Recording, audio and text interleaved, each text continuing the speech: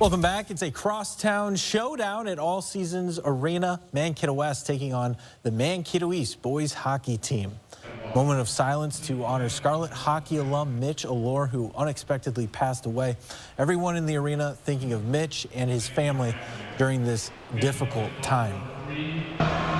Here's a look at both the Scarlets and Cougars. Will pick up the action in the first period. Cougars with a chance. Landon Hagelin in front of the net. Mason Schreiber able to make the stop.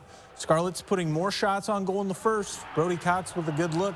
Colin Perskala loses his stick. Senior eventually able to cover it up. Game remains scoreless. Later in the period, West Jacob Tosh delivers a big hit.